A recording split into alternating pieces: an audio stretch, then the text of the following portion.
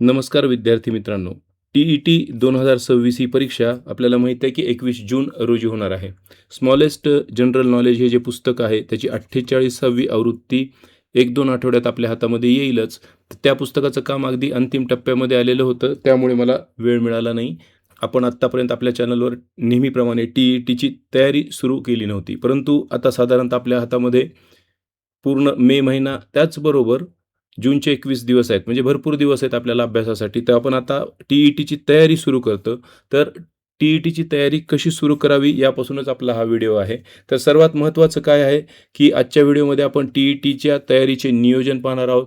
विषयानुसार त्याची अभ्यास पद्धत आणि हे अगदी थोडक्यात पाहणार आहोत. म्हणजे अगदी हा व्हिडिओ काही असा डिटेल वगैरे असणार नाहीये. तर आपल्या अभ्यासामध्ये पाठ्यपुस्तकांचं महत्त्व काय आहे आणि पहिला अभ्यास किंवा डेमो या अर्थाने आपण या ठिकाणी जी काही विषय दिलेले आहेत, तर त्यामध्ये कोणते घटक समाविष्ट आहेत आणि आपण सुरुवात कशी करावी हे थोडक्यात लक्षात घेणार आहोत आणि मग पुढील नियोजन आपलं कसं असणार आहे ते पाहणार आहोत. आता तुम्ही एक लक्षात ठेवा अभ्यास सुरू करण्यापूर्वीच, की पाठ्यपुस्तक हा टी-ई-टीचा आत्मा आहे म्हणा किंवा पाया आहे.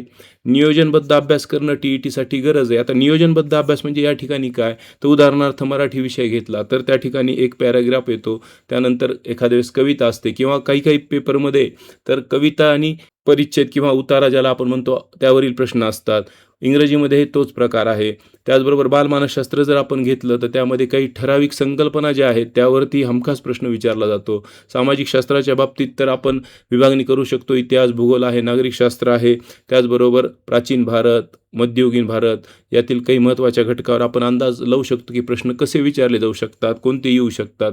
त्याचबरोबर गणित आणि विज्ञान आणि याच्या बाबतीत तर आहे, की गणितामध्ये देखील आपल्याला 6वी ते 10वीचा अभ्यास करणं गरजेचं आहे. त्याचप्रमाणे विज्ञानाचा जर विचार केला तर 6वी ते 10वी हा पेपर 2 साठी बेस आहे. आजचा व्हिडिओ आपण हा पेपर 2च्या संदर्भात पाहत आहोत, परंतु पेपर 1 देखील त्याच प्रकारे आहे. तर सामाजिक शास्त्र आणि गणित व विज्ञानच्या ऐवजी परिसर अभ्यास येईल आणि गणिताचा भाग त्या ठिकाणी येतो. त्यामुळे साधारणतः नियोजन तर आपल्याला सारखंच करावं लागणार आहे दोन्ही पेपरसाठी. दररोज थोडा जरी अभ्यास केला, थोडा याचा अर्थ अगदी 1-2 तास नाही, परंतु आपल्याला उपलब्ध जो वेळ आहे तो आपण जर पूर्णपणे वापरला, तर दररोज थोडा पण नियमित जर अभ्यास केला, नियमित अभ्यास केल्याने काय होतं, की आपण काल जो अभ्यास केला तो पुन्हा रिवाईज होतो आणि मग आपल्या संकल्पना एकदा पक्क्या होत गेल्या, की आपल्याला यश मिळवणं सोपं जातं. त्याचबरोबर सगळ्यात महत्त्वाचं आहे, की स्वतःवर विश्वास ठेवणं गरजेचं आहे, तर आपल्याला यश नक्की मिळणार आहे. महत्त्वाचं म्हणजे यावर्षी खूप मोठा शिक्षक वर्ग देखील ही परीक्षा देणार आहे. तर त्यांना आत्मविश्वास वगैरेच्या बाबतीमध्ये तेवढा प्रॉब्लेम येणार नाही. परंतु जे काही नवीन विद्यार्थी आहेत, नवीन पदवी मिळवलेले असतील, पदविका मिळवलेले असतील, तर त्यांना थोडंसं टेन्शन येऊ शकतं. तर स्वतःवर विश्वास ठेवा. ही परीक्षा तेवढी अवघड नाही आणि मुळामध्ये ही पात्रता परीक्षा आहे. आपल्याला फक्त पात्र होण्याचे गुण मिळवणे आणि ते कसे मिळवायचे ते आपण पाहूया. तर आपली त्रिसूत्री अशी आहे, की नियोजन करायचं आहे आपल्याला अभ्यासाचं. म्हणजे आपल्या चॅनलवरच्या अभ्यासाचं तर आपण करू, पण तुम्हाला तुमच्या वैयक्तिक अभ्यासाचं देखील नियोजन करायचं आहे. तर त्यानंतर योग्य पद्धत काय असेल अभ्यासाची आपण ते पाहूया हळूहळू. म्हणजेच 1-2 व्हिडिओमध्ये ते तुमच्या लक्षात येईल आणि सातत्य हे सगळ्यात महत्त्वाचं आहे आणि ही त्रिसूत्री आहे. आपण ह्या 3 गोष्टी जर पाळल्या तर आपल्याला यश हे नक्की मिळणार आहे. आता अगदी थोडक्यामध्ये पाहूया, की विषयानुसार अभ्यासाचं नियोजन आपण करतो. तर अशा वेळेस काय पाहिजे, सगळ्यात महत्त्वाचं आपल्याला कोणते विषय हे माहीत पाहिजे. तर मराठी आहे, इंग्रजी, बालमानसशास्त्र आणि पेपर 2चा विचार केला तर सामाजिक शास्त्र त्याला ऑरमध्ये असेल, गणित व विज्ञान. म्हणजे जे सायन्सचे असतील त्यांना गणित व विज्ञान आणि बाकी जे कला शाखा वगैरेचे असतील त्यांना सामाजिक शास्त्र हा विषय घ्यावा लागेल. त्याचबरोबर आता मराठीमध्ये जर आपण पाहिलं तर गद्य आहे, म्हणजे त्या ठिकाणी पाठवाचन, प्रश्न उत्तरे वगैरे आहे. त्याचबरोबर पद्यामध्ये कविता, अलंकार, रस असे कवितेशी संबंधित काही घटक त्यामध्ये आहेत. व्याकरण आहे. त्याचबरोबर शब्दसंग्रह आपल्याला माहीत पाहिजे, म्हणजे समानार्थी शब्द, विरुद्धार्थी शब्द, अलंकारिक शब्द आणि आकलन वगैरे पार्ट जे काही आहेत ते आपल्याला माहीत असणं गरजेचं आहे.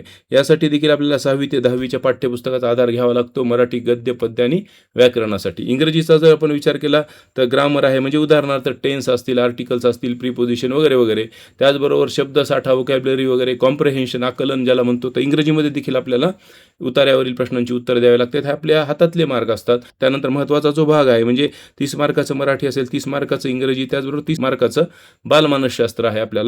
तर यामध्ये मग विद्यार्थ्याचा किंवा बालकाचा वाढ व विकास, शिकण्याच्या प्रक्रिया, बुद्धिमत्ता, प्रेरणा, स्मृती, शैक्षणिक मानसशास्त्र म्हणजे ज्याला अध्यापन मानसशास्त्र म्हणतो. म्हणजे थोडक्यात काय, तर बालमानसशास्त्र आणि अध्यापन मानसशास्त्र याचा संयोग या ठिकाणी असतो. त्यावर आधारित प्रश्न विचारले जातात. या 30 पैकी साधारणतः 10-15 प्रश्न तर आपण सहज दैनंदिन आपल्या पाहण्यातून वगैरे देऊ शकतो. त्याचबरोबर जे शिक्षक वर्ग आता जो देणार आहे परीक्षा यावेळेस, तर त्यांना तर याची उत्तरं देणं तितकं थोडंसं सोपं जाणार आहे. तर बालमानसशास्त्रामध्ये देखील हमखास आपण 25+ मार्क घेऊ शकतो. तर यासाठी पाठ्यपुस्तकाचा विचार केला तर 11वी आणि 12वीसाठी जे मानसशास्त्राची पुस्तकं आहेत, त्याचबरोबर काही प्रकाशनाची पुस्तकं आहेत केसागरची वगैरे, तर ती तुम्ही नक्की अभ्यासा. त्यानंतरचा महत्त्वाचा भाग आहे सामाजिक शास्त्र. म्हणजे कला शाखेचे जे मुलं असतील, तर त्यांना सामाजिक शास्त्राचा अभ्यास करणं गरजेचं आहे. याचे 60 प्रश्न असतात टोटल.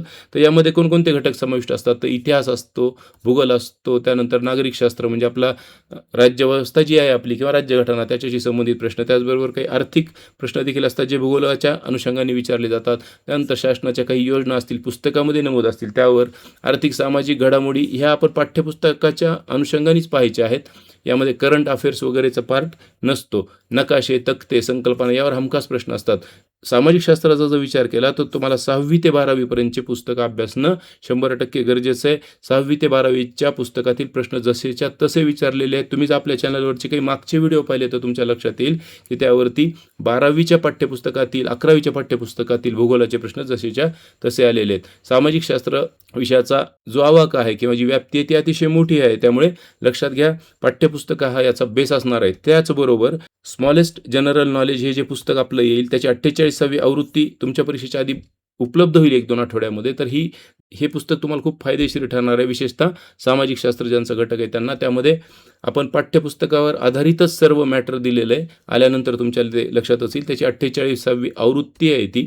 त्यामुळे ती पुनर्लिखित आहे, अद्ययावत आहे आणि त्यामध्ये तुमच्या पाठ्यपुस्तकाचा संदर्भ घेऊनच त्याचं लिखाण केलेलं आहे. तर त्यानंतर गणित व विज्ञान आहे. गणित व विज्ञानासाठी 6वी ते 10वीचे पाठ्यपुस्तकं आपल्याला अभ्यासणं गरजेचं आहे. विशेषतः विज्ञानच्या बाबतीमध्ये 12वीच्या किंवा 11वीच्या सिलेबसमधील पाठ्यपुस्तकातील प्रश्न विचारले जातात, परंतु ते फारसे नसतात. 1-2 प्रश्न त्याच्याशी टच असणारे असतात.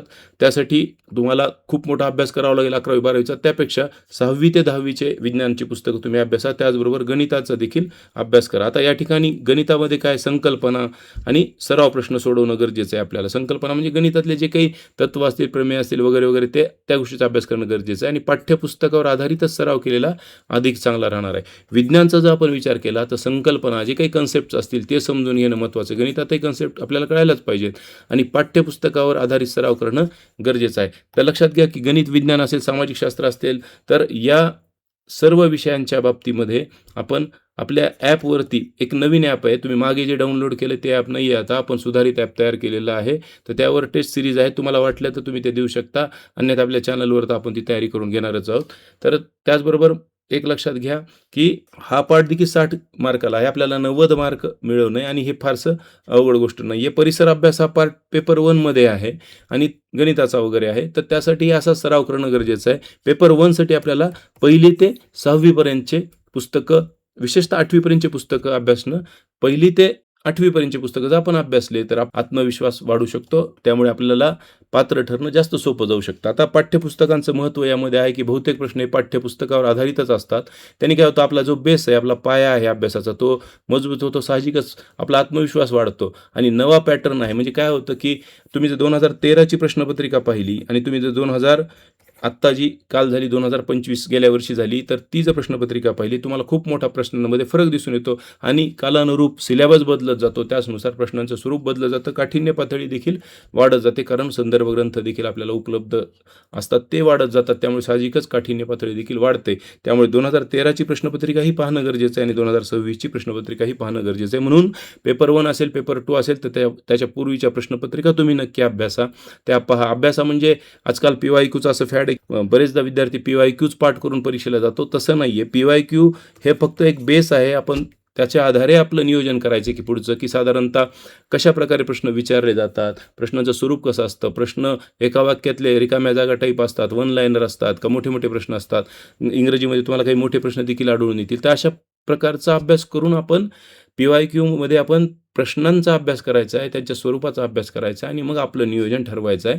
त्यानंतर दैनिक अभ्यास पद्धत अनेकांसाठी उपयोगी ठरते, ज्यांना पूर्ण वेळ आहे त्यांच्यासाठी. आणि दैनिक अभ्यास पद्धत याचा अर्थ आहे असा होतो की आपल्याला उपलब्ध जो वेळ आहे त्यामध्ये आपण कसा अभ्यास करायचा. तर साधारणतः मराठी इंग्लिशपैकी एक विषयाचा अभ्यास करावा रोज आणि सामाजिक शास्त्र, गणित, विज्ञान वगैरेपैकी एक अभ्यास करावा. म्हणजे आपण असंच आपल्या दिवसाची किंवा आपल्या वेळेची विभागणी केली तर आपल्याला वेळ कमी पडणार नाही. मराठी वगैरेसाठी फार वेळ नंतर लागत नाही. ज्यांचं ग्रामर चांगलं आहे त्यांना तर लागतच नाही. इंग्रजी असेल किंवा हिंदी ज्यांची भाषा असेल त्यांनी त्यासाठी वेळ द्यावा. त्यानंतर एक विषय जो असेल कोणताही त्याची नवीन संकल्पना जी काय ती समजून घ्यावी. कारण आपण आधी जरी अभ्यास केलेला असला तरी आता आपली पाठ्यपुस्तकं आणि आताची पाठ्यपुस्तकं यामध्ये नेहमी बदल होत जातो. त्यामुळे आपल्याला नवीन संकल्पना त्यामध्ये ॲड केलेल्या दिसतात. आपल्या वेळेस ज्या संकल्पना नव्हत्या त्या आता ॲड झालेल्या असतात. त्यामुळे आपल्याला याचा अभ्यास करणं गरजेचं आहे, कारण आपला पेपर त्यावर आधारित येतो. त्यानंतर एका विषयाचे सराव प्रश्न देखील सोडवलेले पाहिजे, MCQ सोडवलेले पाहिजे. आपण चॅनलवरती ती तयारी करून घेऊ. त्यानंतर आठवड्यातून एक टेस्ट असं म्हटलं की तुम्हाला जर शक्य असेल तर ऑनलाईन टेस्ट द्या, ज्या की ॲपवरती आहेत, किंवा तुम्ही स्वतः टेस्ट देऊ शकता उपलब्ध असलेल्या पुस्तकांमधून वगैरे. तर लक्षात ठेवा मित्रांनो, सातत्य ठेवा आणि यश मिळवा. हे साधं सूत्र आहे. दररोज थोडाच अभ्यास करा, पण नियमित करा. थोडा याचा अर्थ 15-20 मिनिटाचा अभ्यास होत नाही. जो काही वेळ उपलब्ध आहे पूर्ण अभ्यास करा, परंतु तो नियमितरित्या करा, तर आपण नक्की यशस्वी होऊ. तर उद्यापासून प्रत्येक विषयाचे नियमित व्हिडिओ येतील.